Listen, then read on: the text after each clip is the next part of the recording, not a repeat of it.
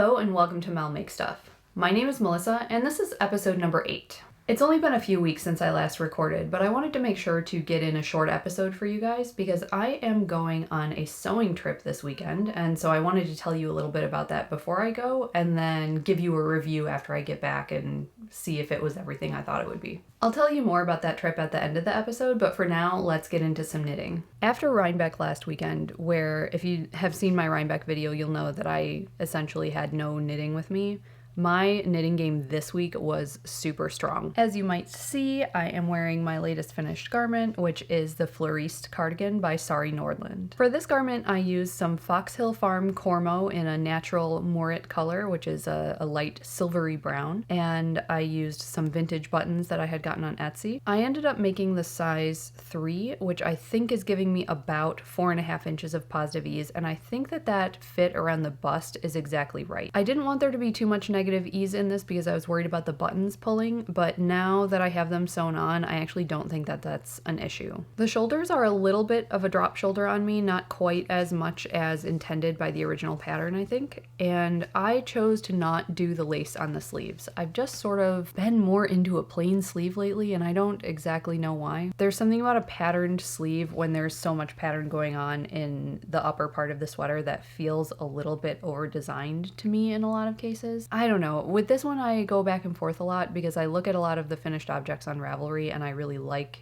the way the lace looks, but I just didn't want to do it at the time I was working on the sleeves for this. So these sleeves are plain stockinette, and I did use the actual stitch counts in the pattern as written, and that is where I ended up running into a little bit of a problem. I really should have anticipated this a little bit better, but the lace pattern in this garment really pulls the fabric in terms of the stitch gauge. So what ended up happening, because I was using the regular stitch counts from the pattern but not doing the lace panel on the sleeve, is that my sleeves, being just stockinette, ended up being too big really to fit into this drop shoulder armhole. I made them fit anyway, which I'm giving this a try. So this is the first day that I'm wearing this sweater, and I'm gonna see if the sort of extra fabric in the arms bothers me by the end of the day. So far, I'm actually really liking the mobility that I'm getting by having these sleeves just be attached straight tubes to the body, which, like, it's not the most flattering look on the arm, but it does give a lot of mobility if you're like partying or, you know, raising your arms up or reaching up for things. Your body of your sweater is not going to pull up if you have sort of a close armhole, which I guess I've been wearing a lot of sweaters with sort of dropped armholes, and so I've gotten used to my sweaters pulling up. We'll see if the sleeves are bothering me by the end of the day. I think for an around the house garment, this is really nice. I also can't tell if the width of the sleeves is bothering me because I've been staring at it for so long. Like, I've been working on the project for a while, and now that the sleeves have been sewn in, I'm like, oh, you know, the memory of having to jam all those stitches in as I was seaming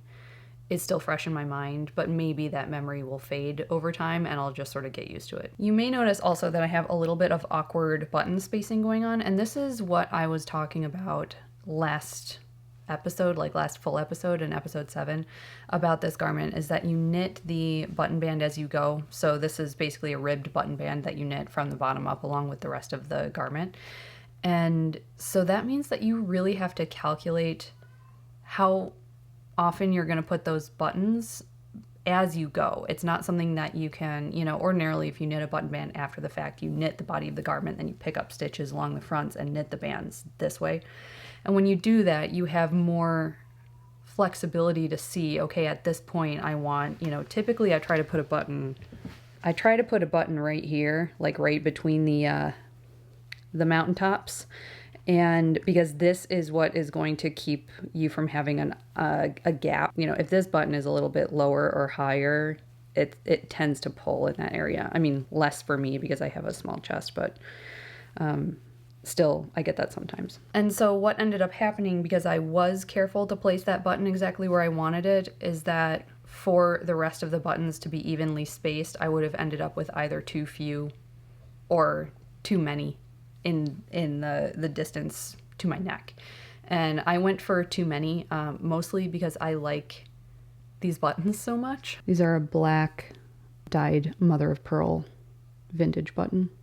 I reasoned that if I put two of them so close together here, it would look more intentional, and I'm also never going to be buttoning this all the way up. And I don't know if this is just me. I actually think it might be. I was sort of wondering if I had totally done something wrong, like gotten a wrong stitch count for my size in the front or something, because other people on Ravelry don't appear to be having this issue where the sweater is so tight if it's buttoned all the way up. Like, yeah, I mean, here it is buttoned all the way up, and it just feels like it is really straining in this area, like the fabric is really pulling. And yeah, you can see, like, this is what I was worried about. This is what happens to these types of button bands when you wear a sweater that has too little ease in whatever area. So I have plenty of ease in the body, but definitely not enough across this area. And so I think, since it appears like other people are not having that issue, I think that it is sort of my broad shoulder issue rearing its head again. And that is really okay, because I am never going to wear this buttoned all the way up to the top. That's just not my style. So I think this is fine. And I don't think that the average proportioned person is going to have as much of an issue in that area as I do. As far as the seaming of the sleeves, there is a book that I continually go back to for this, and it's like not a trendy book, it's like not a new book, but I find it to be the best reference for just like simple tasks if you need to remember how to do something. My first instinct is not necessarily to go to the internet and look at a tutorial. I prefer to sort of see a nice picture with a description. I don't know why I find that easier, because I know that most people are not that way. But if you happen to prefer looking at a book for instruction, the one that I have found to be the best for this sort of thing is this one, Vogue Knitting. I got this as a gift when I was leaving one of my previous jobs years ago, and I didn't realize what a treasure it was at the time. Like, it was given to me by, you know, somebody who was like 3 levels above me, who just knew that I liked to knit, and she had picked it out, and at the time I was like, oh, this is nice, you know, what a nice thoughtful gift, but I didn't realize, like, oh, this is a really good book. So just to give you an idea of the layout, there's usually like a good amount of explanation, and then you get examples with pictures. And this, I really just like this. There's like a hand-drawn, very clear picture, and then they show you an actual picture of some knitted fabric with the technique.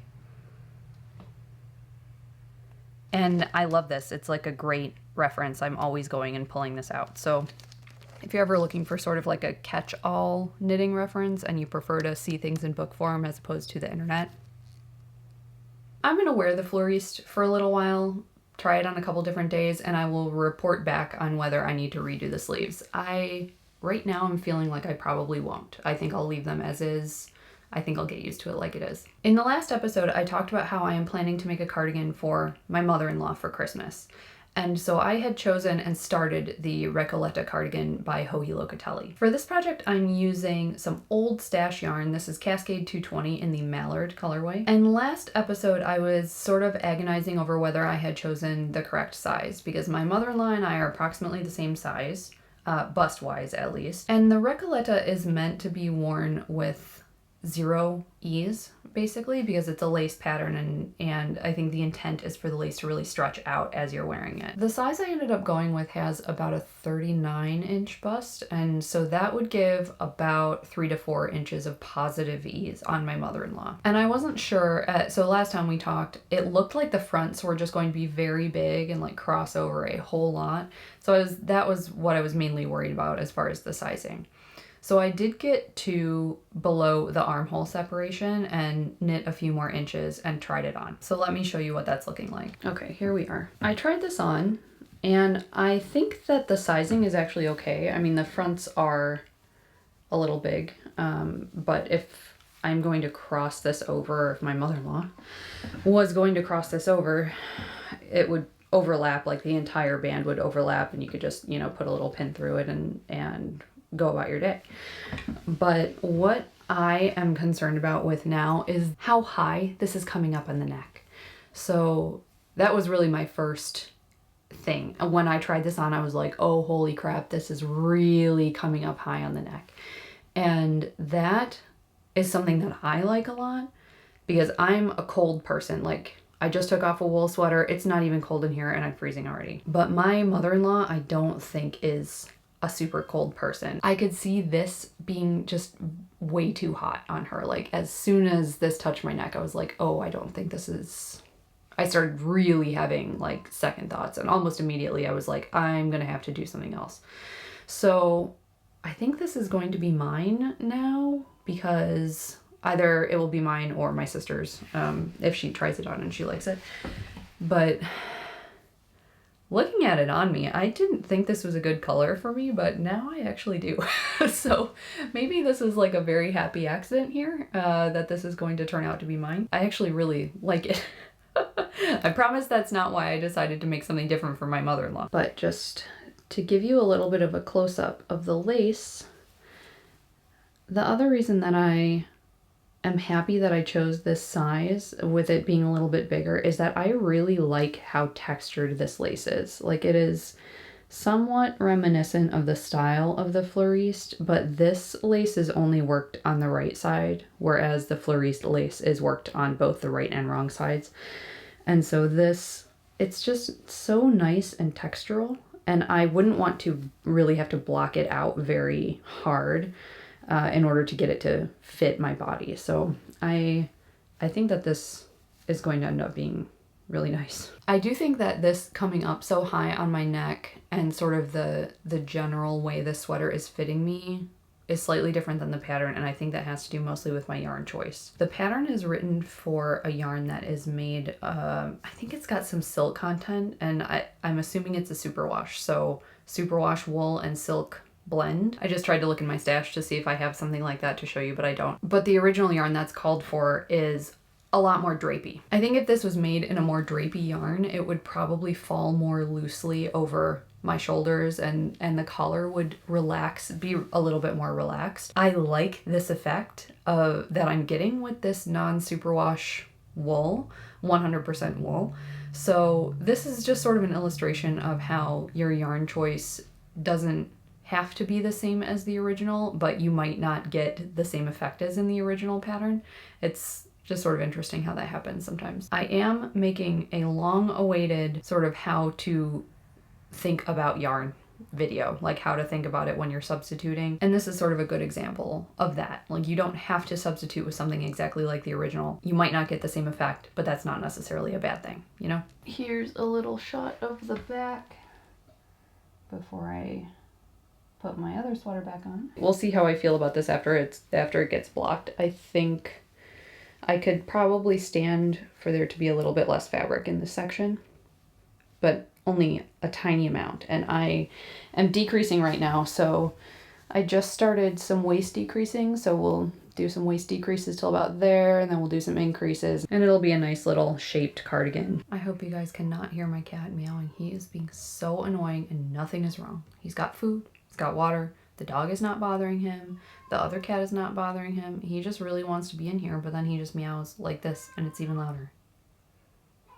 Please stop. Please stop. Oh my God. By the time that I realized that that was maybe not going to be the best garment for my mother-in-law, I had already put in a week of pretty dedicated knitting. Like, I really wasn't working on other projects because I was trying to get a jump start on that cardigan.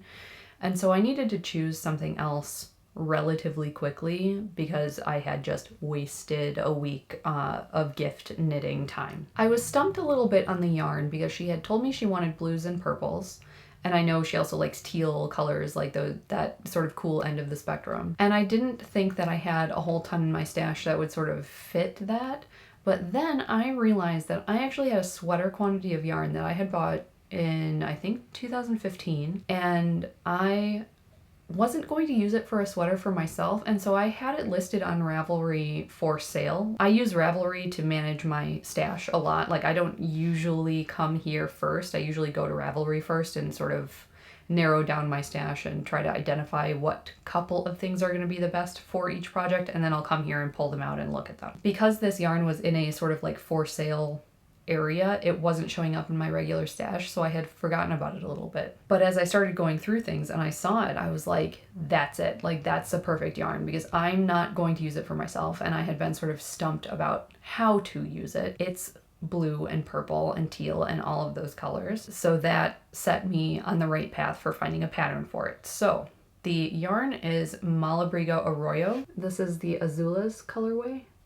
This skein is particularly purple. The other ones are a little bit more greeny blue. The pattern that I picked was one that I had favorited, and I think I was considering this initially for my mother-in-law, but then, you know, didn't have the right yarn. But then when I realized I actually did, I went back to it. And that pattern is Sunset Rock by Versaci. So you can see it's not dissimilar in style to the Recoleta. This has a lot more ease. Obviously it's being worn here with a good amount of ease. It's an open front cardigan.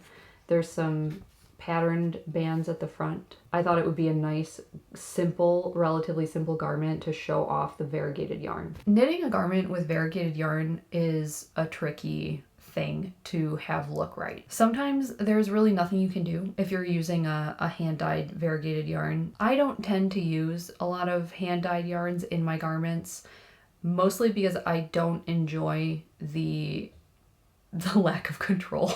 It's probably the lack of control, honestly. I don't enjoy the process of managing all of the different skeins because you really have to alternate skeins if you want it to be a cohesive look. Even if the skeins are coming from the same dye lot, if they're variegated and done in sort of a hand-dyed manner, the dye lots almost don't matter. I ran into that with these 5 skeins. So I had chosen them, I bought them all at the same time, they were all part of the same dye lot, and they all actually looked relatively similar. So when I'm in the store, if I'm shopping for variegated yarn, I will pull out all of the skeins that are in one dye lot, and then I will visually choose from that which ones look the most similar.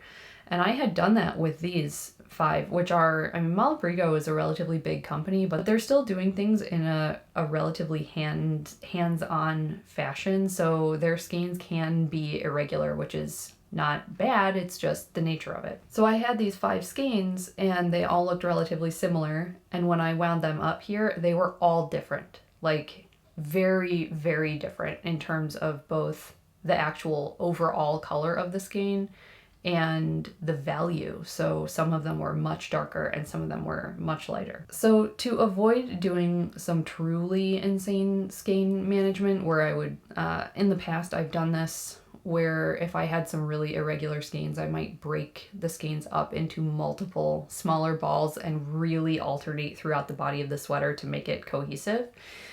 I didn't feel like doing that, frankly, for this, and so I decided to take an approach of, so this is a bottom-up cardigan. You knit the body first, and then you knit the sleeves later on. It says to knit the sleeves flat. I'm still not quite sure why you would do that when you have a round sleeve hole and are picking up stitches and knitting down. Like, why not knit it in the round? I don't know. So I had decided, because I had happened to start, you know, I had swatched and started with one of the lighter skeins. I decided to do sort of a fade from light at the bottom to dark at the top, and then that would give the darker colors being near the face, I think, is usually a little bit more flattering too. The very darkest skein, which is this one I showed, this is not really going to blend with any of the rest of them, I don't think, very well. And it is going to create more of a striping effect. So I decided to mostly save this one for the sleeves, and I am going to helical knit the sleeves. How much progress have I made on this, you ask? So this has had about 1.5 to 2 weeks of really dedicated knitting at this point, and I finished and blocked the body already. I just pulled this off the blocking mat. It's still a little bit damp, but let's do an initial try on and see what it looks like. All right. You get to see my room because there is no way this whole thing will fit in the frame. Okay, so actually I really like this. I thought that it was going to be way too big. Just seeing it laid out on the blocking mats, it looked a little bit insane. But I actually think that this is perfect. I have made this with a ton of positive ease, as you can see. It's about 14 inches. The size that I chose is sort of the one with the most ease for my bust size. I wanted this to have a really nice roomy fit so that she can wear whatever she wants underneath it, basically. And then I am going to make the sleeves tighter, so the sleeves will not be loose. It'll be a little bit, sort of a little bit of a boxy, like a Joji Locatelli boxy sort of look. You can see I did alternate skeins, and see if you can get a sense of the fade. Because I ended up alternating every 2 rows, you can definitely see that right around here is where we start to get the darker colors coming into the fade. But I did a process of alternating starting from the bottom up, where I would do, you know, maybe 4 rows of the color 1 and then 2 rows of color 2 and then 4 and then 2, and then I would switch to 2 and 2, 2 and 2. So it sort of gradually blends it in a little bit better. It's looking like a watercolor painting right now, which is right up my mother-in-law's alley because she is a painter herself. So I think that she's really gonna like this. And I like the fit of it, I like the drape of it. It's superwash wool, so it's not going to be overly hot. And yeah, I think I'm happy. We did end up getting her a little pin at Rhinebeck that will hold this closed. If you have seen my Rhinebeck video, I show it in detail there. And I think it's gonna be perfect for this. One area where I deviated from the pattern is how I ended up joining the shoulder seams. So in the pattern, the way it's constructed is that you knit the body from the bottom up. When you get to the underarm, you separate fronts and back. Then you knit up to your shoulder. You do a sloped bind off gradually so it follows the shape, the angled shape of the shoulder. And then at that point on the fronts, you would continue the collar, so you knit the collar part straight, and then it eventually wraps around the back of the neck and is seamed up the back. The instructions for the pattern actually state there's no 3 needle bind off involved in the actual instructions. You do the actual like sloped binding stitches off, not short rows. For the collar, when you finished each collar extension for around the back of the neck, you were supposed to bind those stitches off and then at the end to sew them together. I decided to do that a little bit differently. So I ended up leaving my stitches on the back of the collar live, and then I did a 3 needle bind off just because I don't see the point of sewing the seam if you don't need to, and the 3 needle bind off is very neat. This is it here right up the back of the neck. You needed to sew the shoulder seams before you could go and pick up the sleeves. So the way the pattern is written, you would seam your shoulders, but the collar would still be unfinished, and you would wait until the end to sew the collar down to the back of the neck and also seam the collar up the middle. Didn't see any point in waiting. And I also wanted to do something to try to help this not be such a saggy garment, because the nature of this, with it being a broken rib, this collar is knitted in a really nice broken rib pattern, but this is very elastic. And also being knitted in this superwash yarn, I knew that it was going to grow, and I didn't want it to just continue growing and growing and growing where the sleeve gets like way too long throughout the day as you're wearing it. I hate that. So what I decided to do was actually seam the shoulders and the back of the collar and the other shoulder all in one go using a crochet seam. So what I did first was my 3 needle bind off for the back of the neck. At that point, here's the back of the neck here. This was not sewn down. So I had my shoulder seams, which were not attached. Here was open. All of this was open. This shoulder was not attached. And all I had was the collar with the 3 needle bind off done. So then what I did was I took my yarn and I took a crochet hook and I seamed using single crochet. So as I was seaming the shoulder, I just took 1 stitch from front, 1 stitch from back, single crochet, and then just moved along. So here is my single crochet seam. This is what it looks like on the inside. It does create a little bit of a ridge, but it's so neat in terms of it being very easy to see to match up this rib pattern, which is getting obscured here because of how variegated the yarn is, but I really wanted all of these ribs to match up correctly, and for me it's just very easy to do that using a crochet seam. So after I had gotten to the end of the shoulder here, I just continued doing the same thing with this collar piece. So I continued across the back of the neck with my crochet seam all the way to the other shoulder, and then I just did that shoulder as well. And so what this crochet seam does is it is very inelastic. So my hope is that this crochet seam will prevent the shoulder from stretching and stretching and stretching. Because what that's going to eventually do is make the sleeves too long, and then she'll have to roll her sleeves up, which is not the worst thing in the world, but it's like not ideal, you know? So I'm not sure that you'd call that a modification. It was more just a choice, like an assembly choice. But I think that that is the right choice. And here is how the crochet seam looks on the front. It's really not very obtrusive.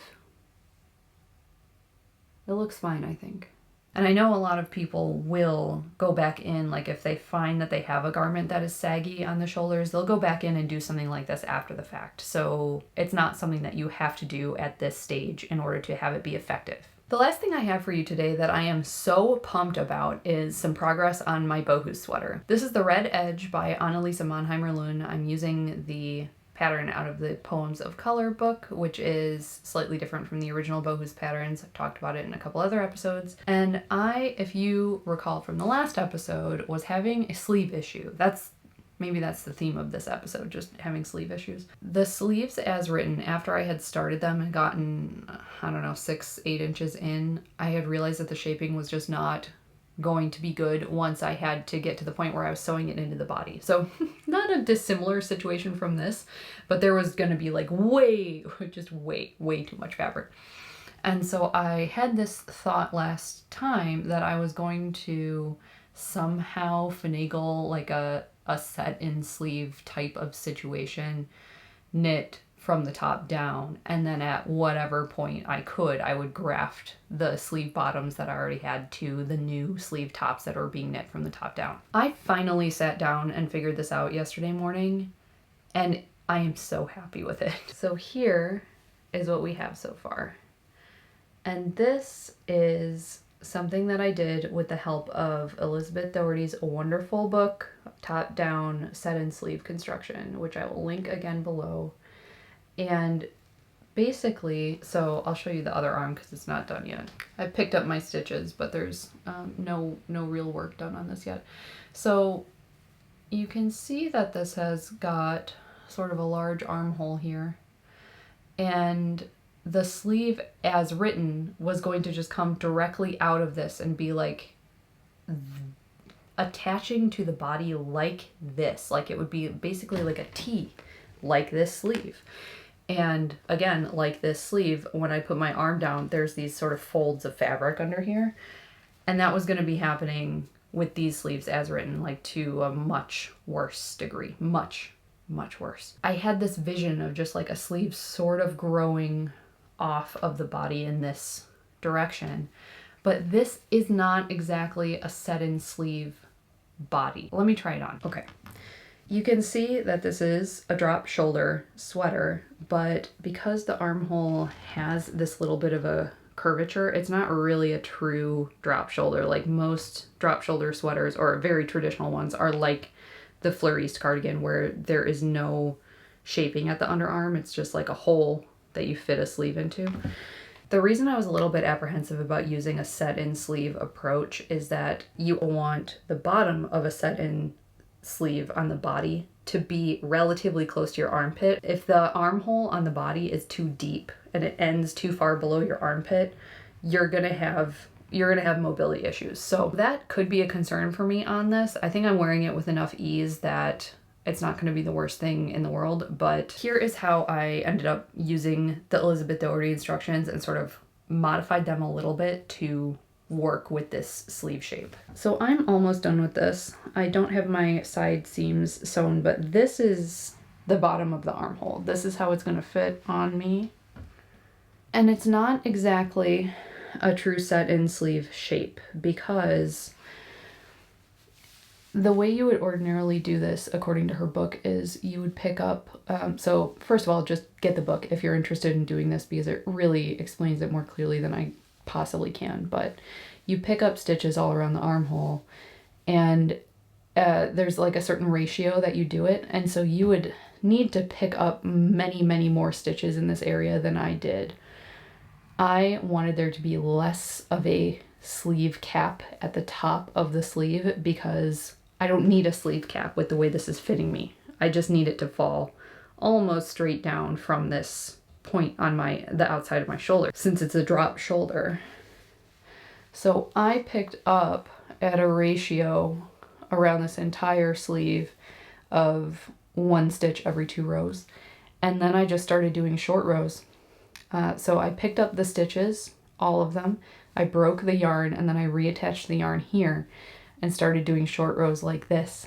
So what that did is that it's giving me a very narrow sleeve shape at the top of the shoulder, and then the sleeve is sort of just growing from there. This is really not a traditional set-in sleeve, but it's sort of using the principles of a set-in sleeve to just make this work because I didn't have any other choice. So that's the story with my Bohus. I am pretty much flying on that now that I figured out what I'm doing with the sleeves. Like, it was sitting there for so long because I knew it was going to take a certain amount of mental energy to just sit down and figure that out. And now that it's done, I think I'll be able to finish it hopefully pretty soon anyway. Before the end of the year is the goal. So that's all the knitting I have for you today, but I want to tell you a little bit about my upcoming trip this weekend. A couple months ago, I signed up for a jeans making workshop up at a knitting and sewing store in New Hampshire, which is about an hour drive away from me. And it's with Lauren Taylor of the Ladybird blog. I've been reading her blog. She's got a sewing blog, and I've been reading it for a number of years. And I saw that she was now traveling again and doing these jeans making workshops, and there was one that happened to be relatively close to me and also happened to have one spot left. So I immediately signed up. The shop's name is Pintuck and Pearls. I think it's Pearls.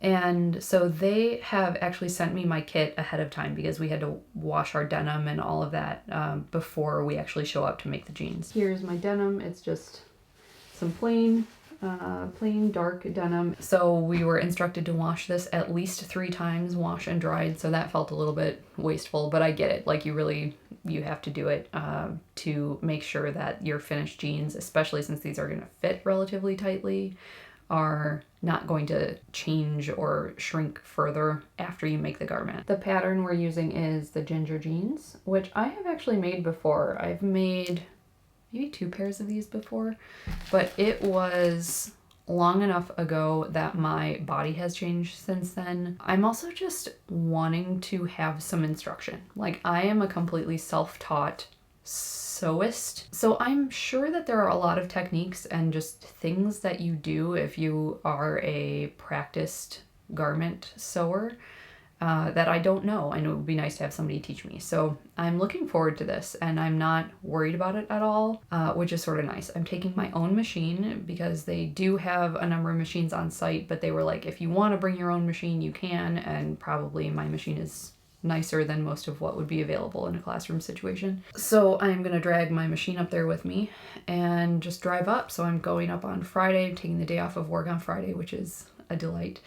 And the class is Friday, Saturday, Sunday, and then I'm coming back Sunday night. So hopefully by the next time I see you, I will have a new pair of jeans on that fit really well, but we'll see. That is all I have for you today. Thank you so much for being here. If you are not subscribed yet, please do, and hit the bell so that you can be notified of any new videos when I post. Thank you so much for being here, and I'll see you next time. Bye.